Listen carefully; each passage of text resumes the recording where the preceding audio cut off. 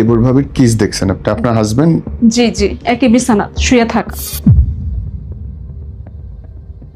এক ওয়াশরুমে থেকে দুজনে বেরিয়েছে গোসল করে। গোসল করে? জি, এক বিছানায় শুয়ে থাকা, এক ওয়াশরুমে দুজনে যাওয়া। আমি দুটোটাই দেখছি। দেখার পরে আমার শাশুড়িকে বলি। উনি কি আপনার প্রতি শারীরিকভাবে অসন্তুষ্ট ছিলেন? ওইটা উনি জানে, কিন্তু শারীরিক, আমি যখন পিরিয়ড থাকে তখন উনি আমার সাথে শারীরিক সম্পর্ক করে। গায়ে হাত তোলে আমার বিয়ের যখন 15 দিনও যায় না তখন। কেমনে? কেন? আমার বিয়ে হওয়ার অল্প বয়সে, তখন আমি মানে কাজ টাজ তেমন কিছু জানতাম না। তো উনি খুঁজছিল বাদ, তো বাদ বাইরে দিতে গিয়ে মানে আমি সোফার মধ্যে দিচ্ছি, তো সোফার এই পাশেতে মোবাইল পড়ে গেছে।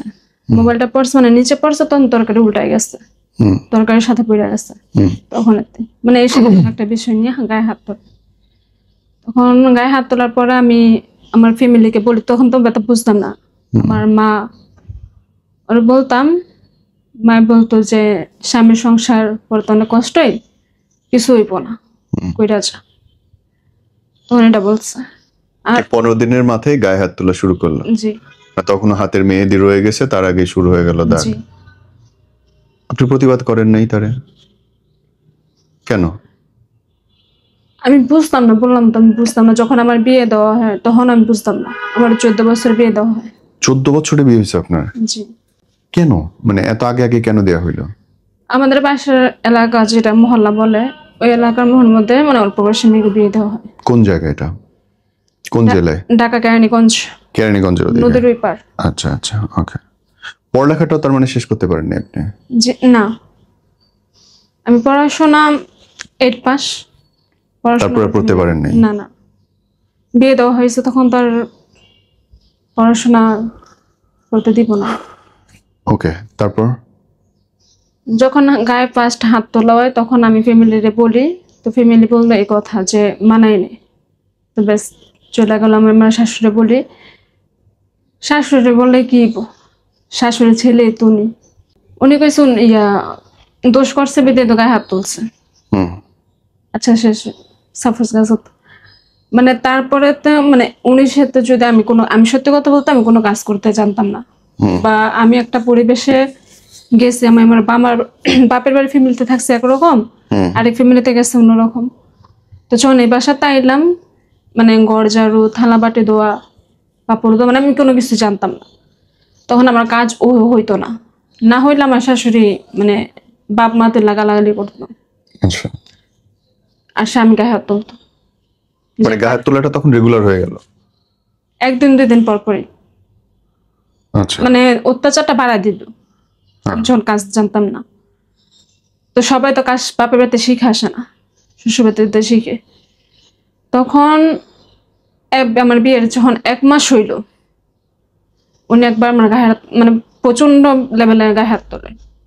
তার একদিন বাদে আমি অসুস্থ হয়ে পড়ি, অনেক জ্বর। উনি আমার ডাক্তার কাছে নেওয়া যায় না। মানে ওনার কর্তব্য এতটুকু, এক বিছানা থাকলে কখনো স্বামী স্ত্রী হওয়া যায় না। মানে এটা উনি বলতেন? না, আমি বলি এক বিছানা থাকলে স্বামী স্ত্রী হওয়া যায় না, একটা স্ত্রীর প্রতি কর্তব্য আছে। অবশ্যই। অসুস্থ হওয়ার পরে 2 দিন ওনাদের বাসায় আসছিলাম। তখন উনি কোনো ডাক্তার বা কোনো ওষুধ বা কোনো কিছু আইনা দেয় না। তখন আমি আমার মারে ফোন দিই, আমার তখন মোবাইল আমার হাতে দেয় নাই। মোবাইল হাতে দিলে আমি হয়তো বা প্রেম করে অন্য ছেলেদের যদি জায়গা, এই জন্য ফোন আমার হাতে দেওয়া হয়।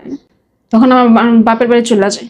আমার আব্বু আম্মু নিতে আমি তাদের বাসায় যাই। যাওয়ার 1 মাস আমি হসপিটাল ভর্তি দিয়েছিলাম। এই যে আপনি গেলেন, আপনার মা বাবা দেখলো না যে আপনি অসুস্থ? অসুস্থ বিদায় তো নিতে এসে আমার তো ওরা যে মারছে সেটা তো বলেন নাই? না, আমি ওইটা মারে বলি নাই। কেন? বলছি মানে এমনি তো জ্বর হয়েছে, টাইফয়েড হয়ে গেছে জ্বরে। বলি নাই কেন, যে ফার্স্ট যখন গায়ে হাত তুললো একটা সামান্য একটা বিষয় নিয়ে, তখনই বলছি। তখন কি বলছিল যে মানাই নেই। তখন এই মার আবার দ্বিতীয়বার কেমনে কই, এই জন্য বলি নাই। তো বলি না বিদায় যখন 1 মাস হসপিটাল থাকলাম, থাকার পরে মানে আমি যে হসপিটাল আসছিলাম, আমার শ্বশুর বাড়িতে মানুষ তো একজন দেখতে বা একটা ফোন দিব, ফোন পর্যন্ত দিয়ে আমার বাপের মানে শ্বশুর বাড়িতে কেউ খোঁজ খবর নেয় নাই। মানে একদম লাস্ট ডেট হচ্ছে মরার অবস্থা। সুস্থ হওয়ার পরে 10-15 দিন চলে গেল। আর ওই মানে আমার শ্বশুর বাড়িতে আমার দেওয়ারে বিয়ে করা হইলো। তখন আমার কোনো খোঁজ খবর নাই। তো সুস্থ হইলাম, হওয়ার সপ্তাহখানিক পরেই আমার শ্বশুর বাড়িতে আমার শাশুড়ি আসে আমার নিতে। আমার নিতে হ্যাঁ আমার মাই দেয় না প্রথম, যে আমার মাই অসুস্থ ছিল, আপনার কি লেখা নিতে হইবেন। এতদিন তো ফোন দিয়ে কোনো খোঁজ খবর নেই বা কিছুই নেই। তাই চাই একটা কথা কাটাকাটি রয়েছে আমার ফ্যামিলি আর শ্বশুর বাড়িতে ফ্যামিলিতে। তো কথা কাটাকাটির পরে আমার হাজবেন্ড আসে, তার 1-2 দিন পরে আমার হাজবেন্ড আসে, আয়সা বলে যে আমার দিতে। আমার আম্মু দিয়ে দিচ্ছে। আমার আম্মু দিয়ে দেওয়ার পরে মানে আমি তো শ্বশুরবাড়িতে নতুন করে গেলাম। তখনও তো কিন্তু ভাই আমি নতুন বই, বিয়ের 1 মাস যেহেতু হয়েছে, মানে আমি যে অসুস্থ আছিলাম, কোনো ফোন নাই, খোঁজ খবর নাই। আমার আম্মু চাইছিল যে একটা কোনো কিছু বিচার বা একটা কোনো কিছু করে দিতে, কই করলো না তো। মানে ওই বাসায় যাওয়ার 1 সপ্তাহ পরে আমার গায়ে আবার হাত তোলে। আমার কাজ হয় না, এই জন্য আমি কোনো কাজ করতে পারি না গুছায়। মানে কয় না 19-20 হইলে গায়ে হাত তোলা।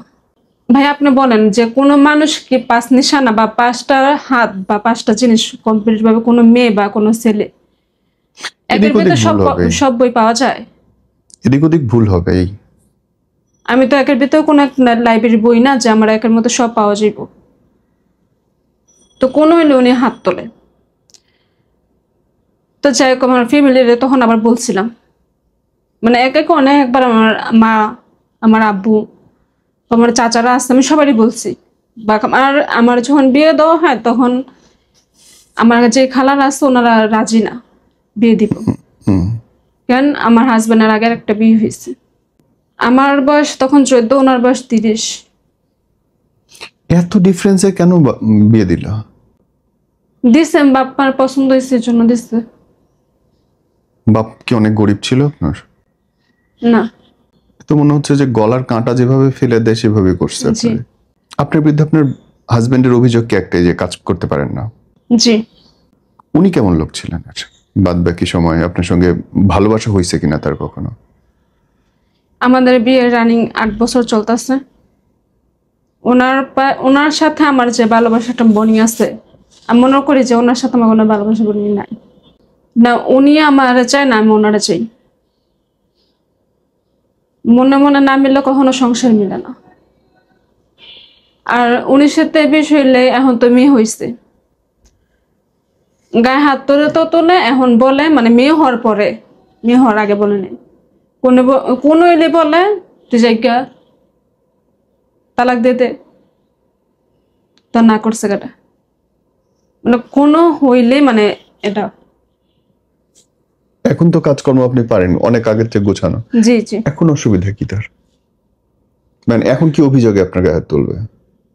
রান্না মজা না। তার মানে কি সে সামহাও আপনার নিতেই পারে না?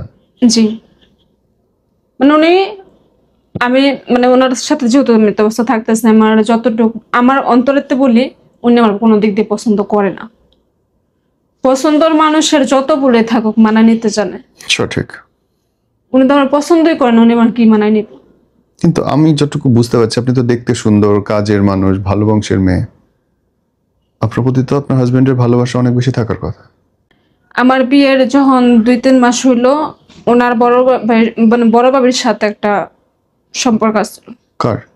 আমার হাজবেন্ডের বড় বাবি। দেবর ভাবির? জি জি। আপনি নিজের চোখে দেখছেন? জি। কি দেখছেন? ওনার সাথে অনেকটা কাজ হয়েছে যে জাবরা জাবরি করা, ফিলিংস কিস করা। দেবর ভাবির কিস দেখছেন আপনি? আপনার হাজবেন্ড? জি জি, একই বিছানা শুয়ে থাকা। মানে নরমালি টিভি দেখা টাইপ শুয়ে থাকা নাকি? না না, নরমালি বলতে আমি 5 তলায় থাকি, ওরা 4 তলায় থাকে। তো আমার শ্বশুরের সাথে আমি থাকতাম। জি। তো সকালে যেমন আমরা 6টা বাজে ঘুমে তুইটা যেতাম। 6টা বাজে উঠে গেলে আমার হাজবেন্ড কারখানা, তখন তো কারখানা ছিল, তখন কারখানায় কাজ করতো। তখন আমি 6টা বাজে ঘুমে তুইটা মানে আমার সংসারের যাবতীয় কাজটা শেষ করে আমি 5 তলায় গেছি। 5 তলায় গিয়ে গোসল মানে আমি ফ্রেশ ট্রেশ হয়ে মানে খাবার খাইতে এসেছি 4 তলায়। তখন আমার শ্বশুর শাশুড়ি এক রুমে ঘুমাই রয়েছে, আমার যে বাসুর উনি তো নিচে গেছে। আমার ননদ গেছে কলেজে, তখন মানে ওই রুমে যেটা আমার জালে থাকতো, তা আমি তো জানি যে আমার বাসুর নিচে গেছে, আমার মেজ বাসুরও নিচে গেছে, মানে রুমের মধ্যে কেউই নেই। তো ওনাদের দরজা লাগাই, একদম লক করে না, মানে আমরা চাপাই না, তখন আমি জানি ভাবি একলাই। মানে তখন গেটটা খুলেই দেখছি কি এই অবস্থা, জড়ায় দড়ায় কিস করা। তারপর তখন এটা দেখার পরে আমি হাজবেন্ড কি করলো তখন?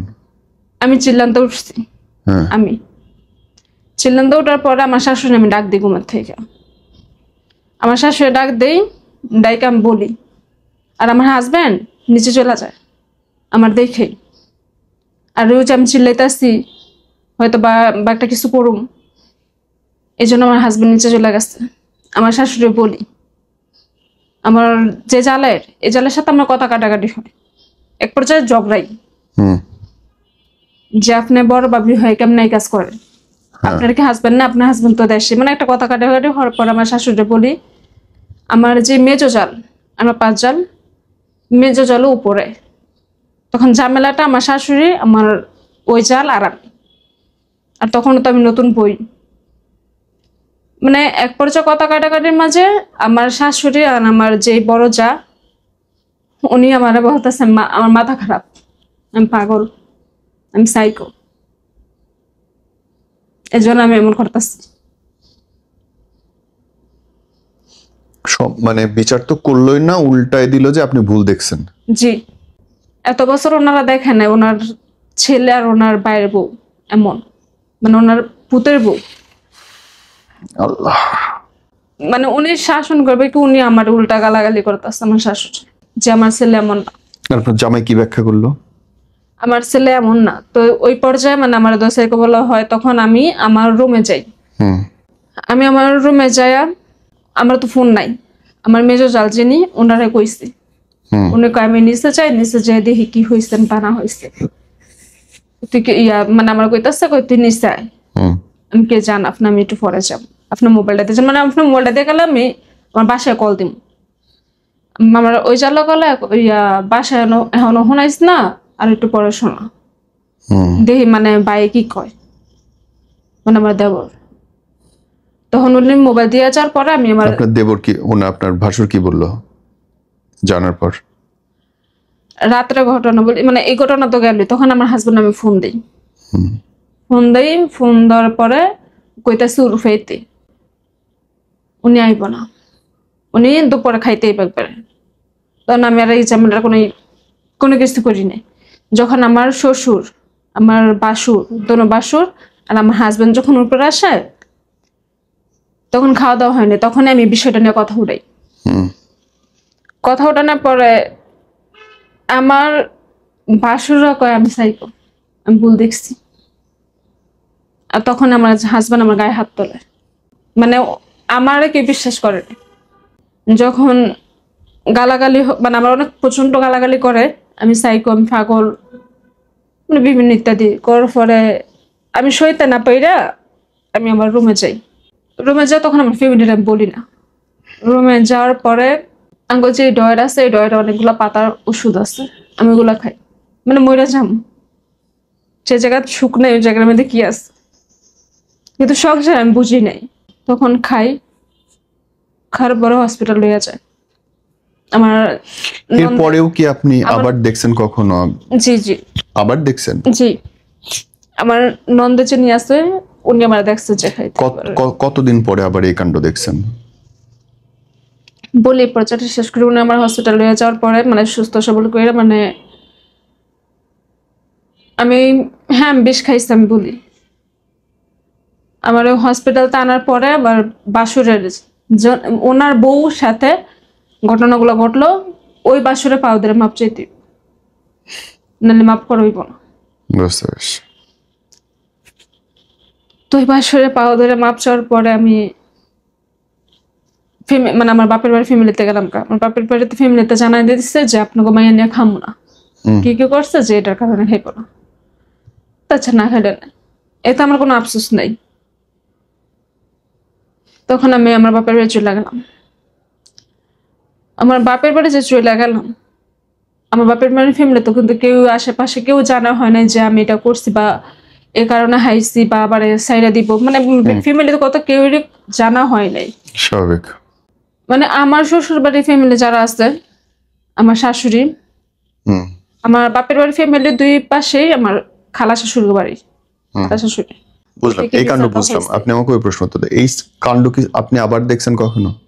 জি, মানে আমার তখন আনতে গেল, আমার ফ্যামিলি দিয়ে দিল। তারপরে তো তারপর আমি কইছি যদি আমি এসব দেখি, মানে আমি ওটা বইলেই আমি যদি এসব দেখি আমি কখনো আমার এই স্বামীর সংসার আমি করব না। আমার মারে বলছি জিদ্দে, ঠিক আছে। রাগের তারপর মাথায় আমার ভাই কইছে দেখতে না, মানে জামাই মাপ টাপ চাইছে, আছে কিছু হইব না, যা। তো শেষে গেলাম, শ্বশুর বাড়িতে গেলাম। যাওয়ার 1 সপ্তাহ পর আবার এক ওয়াশরুম, ওই অবস্থা আমি গোসল করে, আমার 4-5 তলাতে আমি গোসল করে নিচে যাই। আমি জানি ভাবি গোসল করতেছে, আমার হাজবেন্ড নিচে গেছে গা, আমার হাজবেন্ড তো কইছে নিচে যাইব। তখন আমাদের আবার রুমে আছে না, রুমের সাথে ওয়াশরুম, আমি ওই রুমেই খাবার নিয়ে খাইতে বসছি। আমার শাশুড়ি শুয়ে রয়েছে আমার জাল কোন উপরে, মেজো জাল, আর আমি জানি ভাবি গোসল করতে গেছে। তো আমি খাইতে নিছি, মানে 2-3 নকমা খাওয়ার পরেই দেখছি আমার হাজবেন্ড বাড়িতে আছে ওয়াশরুমেতে। আমি কিছু বললে মনে হয় ওয়াশরুম মানুষ যাইতেই পারে, মানে উনি আমার দেখে ঘাবড়াই গেছে। তখন তার পিছনে আমার জালে এক ওয়াশরুম থেকে, যখন পিছনে ওয়াশরুম তো উনি যাইবো স্বাভাবিক, পিছনে যখন আমার জালের দেখি তখনই আমার মেজাজ খারাপ হয়ে যায়। তখন আমি চিল্লাই উঠি। ওটার পরে আবারও স্বাভাবিক বলতে আমি আমার শাশুড়ি বলি। তখনও কি আবার সেম কাণ্ড হয় যে আপনাকে সবাই পাগল বলে? জি, আমাদের বাসায় যেই ভাড়াটিয়ারা আছে, 7 তলা ভাড়া, 6 তলা নিচে, মানে যারা ভাড়াটি আছে, ওনাদের সবাইকে বলে দিচ্ছে আমি সাইকন পাগল, যে না আমার কথা বিশ্বাস না হয়, এরকম ঘটনা কতবার আমার ঘটছে? পক্ষে না বলে। এরকম ঘটনা কতবার ঘটছে? 2 বারই। অন্য কারোর সাথে দেখছেন আপনার হাজবেন্ডকে? না। শুধু ভাবির সাথে? জি। উনি কি আপনার প্রতি, সরি আমি এভাবে প্রশ্ন করছি, মাফ করবেন, উনি কি আপনার প্রতি শারীরিকভাবে অসন্তুষ্ট ছিলেন? ওইটা উনি জানে, কিন্তু শারীরিক, আমি যখন পিরিয়ড থাকে তখন উনি আমার সাথে শারীরিক সম্পর্ক করে। ওয়েট, শুধু পিরিয়ডের সময়? মানে একটা মেয়ে তো পিরিয়ড হয়, সপ্তাহখানিক থাকে, হ্যাঁ। উনি এটা বোঝেন না যে পিরিয়ডের সময় কিন্তু অনেক পেইন হয়। জি। উনি এটা বুঝে না। উনি মানে আমার পিরিয়ড থাকার সত্ত্বেও উনি থাকবো, মানে নর্মাল প্রতিদিনই আপনাদের?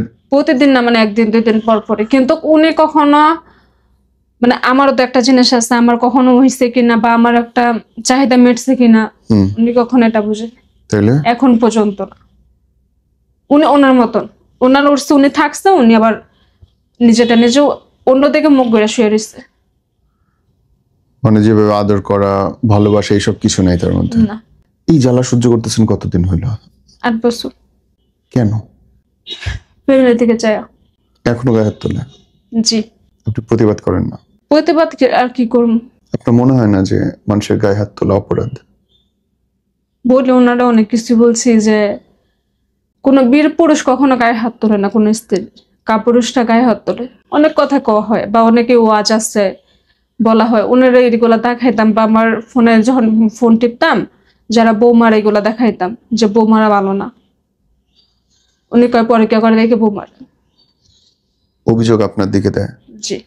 আপনি পরকিয়া করেন তার বলে? মাঝখানটা বলি, আমার যখন মেয়ে হইব, আমি জানতাছি বা সবাই জানতাছে মেয়ে হইব 2020 সালে করোনার মধ্যে, তখন উনি আমার পেটের মধ্যে লাথি দেয়। 6 মাসের প্রেগনেন্ট আমি।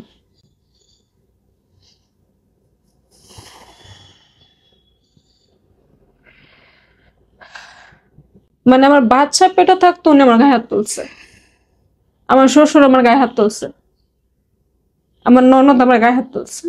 শ্বশুর মারছে? জি। কেন? আমি যে চিল্লাচিল্লি করছিলাম যে উনি আমার মারছে বা আমি প্রেগনেন্ট অবস্থায়। আপা, আপনার কি মনে হয় যে আপনার যদি মাসে আজকে 5 লাখ টাকা ইনকাম থাকতো, ওরা আপনাকে মারতে পারতো? আমার বাপের বাড়ি ফ্যামিলি থেকে, তার মানে আমার কি শ্বশুর আপনার বাড়ি ফ্যামিলি টু নয়, বলো বোন, যেটা তার মানে বলো। কি আপনার টাকা পয়সা নাই, নিজের জায়গা নাই বলে ওরা আপনাকে যা ইচ্ছা তাই করতে পারে? জি। তাহলে আপনি কেন আমার নিজের জায়গা যখন বিয়ে বানাচ্ছেন না? দেওয়া হয়, আমার একটা, বলতে গেলে যে বিয়ের পরে কিন্তু মেয়েদের বাড়ি থেকে ফার্নিচার দেওয়া হয়, আমার একটা সুতো দেওয়া হয় না।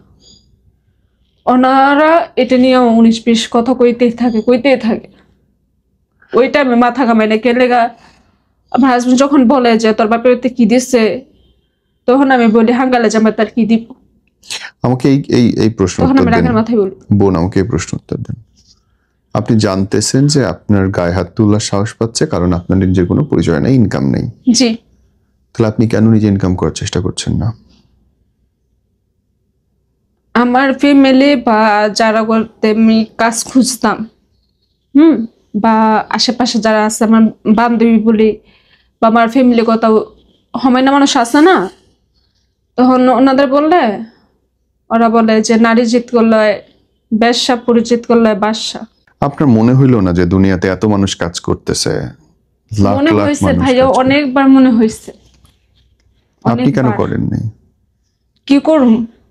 কোটি কোটি মানুষ কাজ করতেছে, বাংলাদেশের 6 কোটি নারী কাজ করে। বললাম তো অনেকবার মনে হয়েছে, বাপ মার ফ্যামিলি দিকে চায়, শ্বশুর বাড়ির ফ্যামিলি দিকে চায়, আমি কিছু করি না। তার মাঝখানে বলি যখন মেয়ে হইলো, হওয়ার পরে স্বাভাবিক বাবার বাড়িতে থাকি, তখন দেখি মনে হয় অত্যাচার আরো বেশি বাইরে আছে কেমন? শ্বশুর বাড়িতে। এই যে 19-20 হইলে হাজবেন্ড বলে যাইগা, আমার শাশুড়ি মন চাইলে খাপ, মন না চাইলে যাইগা। মানে এক পর্যায়ে যে ওনাদের ভালোবাসা বলতে যেটা আছে, ওইটা আমি পাই নাই।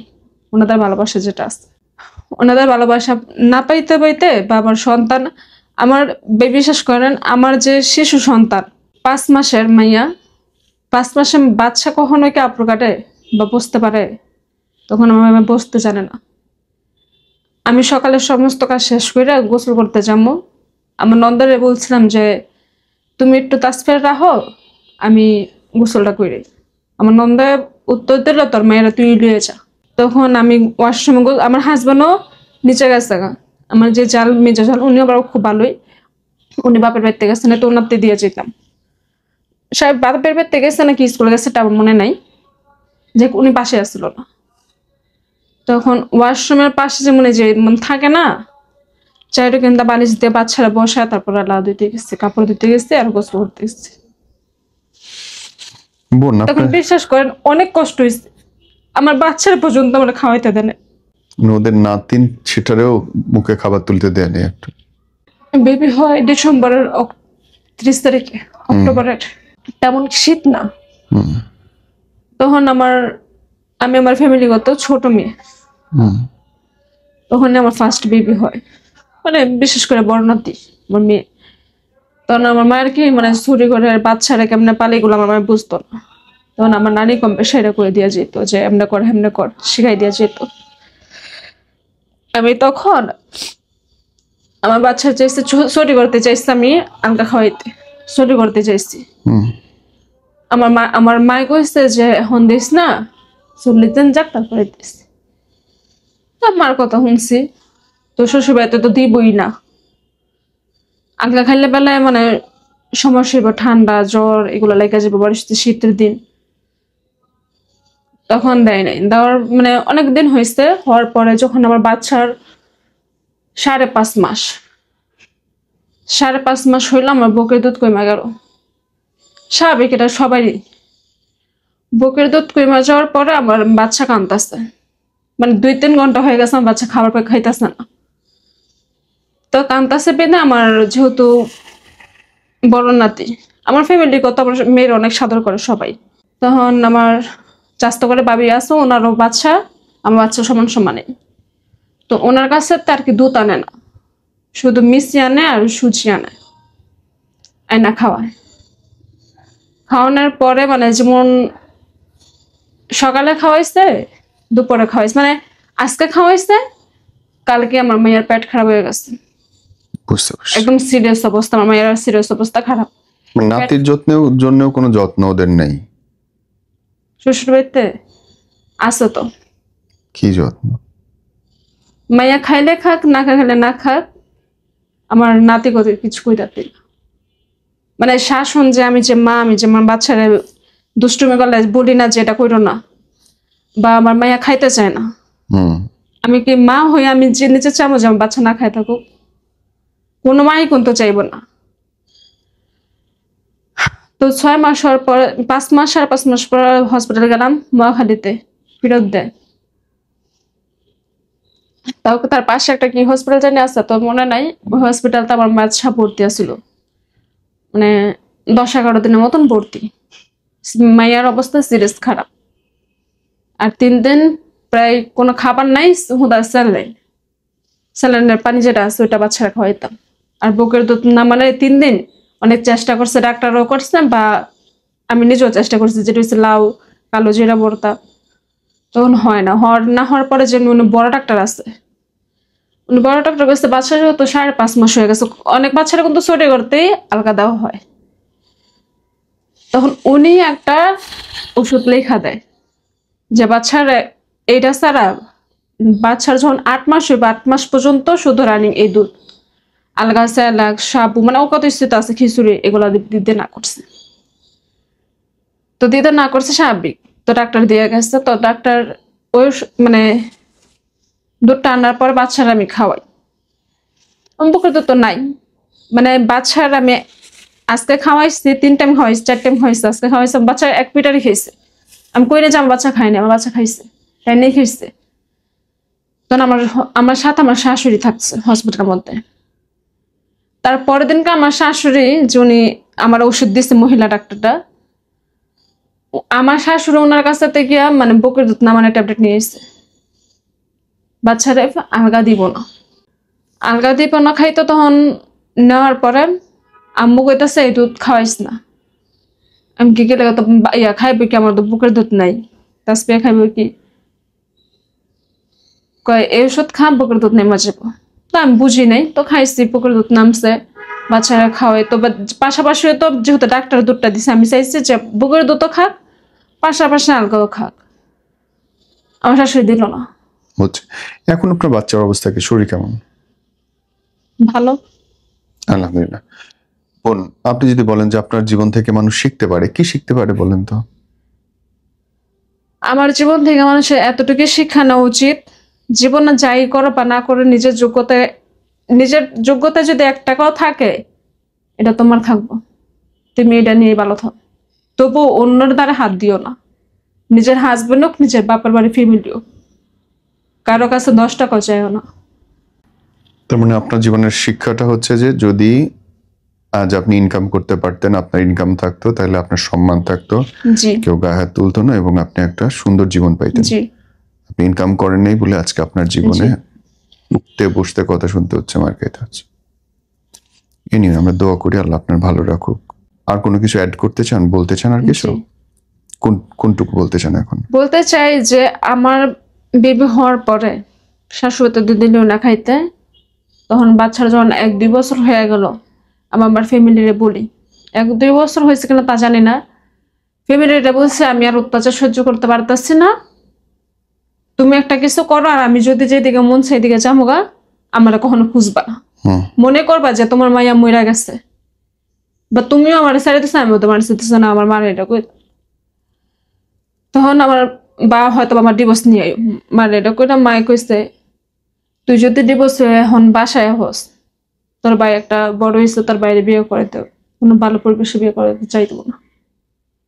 আমার মা, উনি তো আমার সৎ মা না, আমার নিজের আপন মা, তাও কেলে 14 বছর মেয়ে 30 বছর পোলাতে বিয়ে দিচ্ছে। আমার মার প্রতি অভিযোগ এটাই, আমি কি আমার মার কাছে এতটাই সস্তা ছিলাম, এতটাই মূল্যহীন ছিলাম? আমি তো ওনাদের করে সন্তান। করে, মা বাবাও অনেক ভুল করে, বাচ্চাদের জীবন নিয়ে খুব বড় ভুলটাই করে। শেষ পর্যায়ে এটা বলি, আমার মৃত্যু, আমি আত্মহত্যা করি বা আমার ফ্যামিলি যা আল্লাহ নাই, আমি যদি আত্মহত্যা করি বা মরি, আমার মৃত্যু লাশটা যেত না আমার মা, আমার আব্বু, আমার স্বামী, এই 3টা মানুষের জন্য আমার লাশটা না থাকে। আমি চাই না কখনো এই তিনটা মানুষের মুখ দেখলে আমি জাহান্নামী। আমাকে একটা কথা বলেন তো বোন, আপনি কাঁদতেছেন, দুঃখ আপনার মনের, সব ঠিক আছে, মরে যাওয়া সহজ, নিজের রিক্সা চালানো সহজ। এই যদি দুনিয়ার আপনি কাজ জাহান্নামে করতে চান, সহ্য করাচ্ছে, ওই বল। জাহান্নামে চলা ভালো। না না না না না, যদি আপনি নিজের সম্মান চান, কাজ করে নিজের আমি সম্মান অর্জন আমার করা সোজা। ফ্যামিলির সম্মান চাই, আমি আজও পর্যন্ত চুপ আছি। আপনি আপনি আপনি ভাই শ্বশুর নিজে, বাড়িতে চুপ কত আছি। মানুষ কত কিছু করতেছে, ঘরের মধ্যে থেকেও অনেক কিছু করা যায়, বাইরে বের হইতে হয় না, পড়ালেখাও লাগে না, ইচ্ছাটা লাগে খালি, জবান খুলে বলতে হয় যে ফাইন আমি আজকে এটা করব না বা এটা করব। কান্না সবকিছু আমার সমাধান বিয়ের হয়। 3 বছর পরে উনি আমার হাতে ফোন দেয়, আমার বিয়ের 3 বছর পরে। দেখেন আপনার অসুবিধাটা কোথায় আমি বলি, প্রত্যেকটা জিনিস আপনার অনুমতি নিতে হইতেছে, আপনার আরেকজনের কাছে চাইতে হইতেছে, আপনি নিজে কিছু করতেছেন না তো। নিজে কি করুম, ফোন দিয়ে কিছু করুম, বা বাইরে যাবো, বাইরে যাওয়া নিষেধ এক। আর নিষেধ করলে আপনি শুনে ফেললেন, কি করুম, যেটা স্বামী যেটা সংসার জরুরি করি তো। সেটা করবেন। স্বামী সংসার করতে বাচ্চাটা জামাইরে বুঝাই দিয়ে এসে আপনি আপনার মতো করে বড় হওয়ার চেষ্টা করেন। যে জামাই সারাদিন গায়ে হাত তুলতেছে, যে দিব না। জামাই আরেকজনের সাথে আপনি দেখতেছেন আমার শুইতেছে, হাজবেন্ডের কথাই আমার সংসারে থাইকা ও আমি যা এইটা করবো খুব সংসার, তাই। সে তার ভাবির সাথে শুয়ে বেড়াইতেছে, আপনি দেখতেছেন, এবং এটা আপনাকে সম্মানের সংসার মনে হচ্ছে আপনার কাছে। বাহ, আমার সংসারে থাকতে হলে চুপ করে থাকতে। সো আপনার কাছে এইটা সংসারও লাগলো। আমি তো জানি সংসার না, আমার হাজবেন্ড একটা কথাই। তাইলে আপনি কেন নিজের মতো করে আর থাকতেছেন? নাইতে ডিভোর্স। আপনি কেন নিজের মতো করে থাকতেছেন? উনি আমাকে ছেড়ে দিব, ওই যে আমার বিয়ের কাবির নামা 5 লাখ টাকা ছেড়ে দিলাম, 5 লাখ টাকা দিতে দিব। তার আগে উনি এক বউ ছাড়ছে 7 লাখ টাকা দিয়ে। আপনি নিজে ছেড়ে কেস করে দেন তাইলে। উনি ছাড়ে না। শোনেন ভাই, কান্না খুব সোজা, নিজে পরিশ্রম করা অনেক আমি কষ্ট। যে বাইরে বের হই না, বা সচরাচর কারো কাছে তেমন চিনি না, রাস্তাঘাটও চিনি না। দুনিয়া বাংলাদেশের 6 কোটি মেয়ে চাকরি করে ভাই, আপনি একলা না, 6 কোটি। খায় ফেলাইবে না কেউ, লাখ লাখ মেয়ে আজকে ব্যবসা করতেছে অনলাইনে, চাইলে করা যায়। এনিওয়ে রাখি আমি করতে বোন। চাই না চান না, চাওয়া মানে আমি মুখ দিয়ে বললাম এটা চাওয়া না, চাওয়া মানে আমি উপরে উঠতে চাই, দোতলে উঠতে চাই, তাহলে আমি সিঁড়ি দিয়ে উপরে উঠতেছি, এটার নাম চাওয়া। আমি নিচে বসে বসে কাঁদতেছি, আল্লাহ আমার কেন উপরে নিয়ে যাও না, সরি, এটা চাওয়া না। জি। চাওয়া মানে সিঁড়ি ভেঙে উপরে উঠতে হবে, চাওয়া মানে কিছু একটা করতে হবে, আপনাকে স্টেপ নিতে হবে। এ নিয়ে বোন আমি রাখি, আমি দোয়া করি আপনাকে আল্লাহ ভালো করুক, আপনাকে স্ট্রং করুক, আপনি নিজের জন্য বাচ্চার জন্য কিছু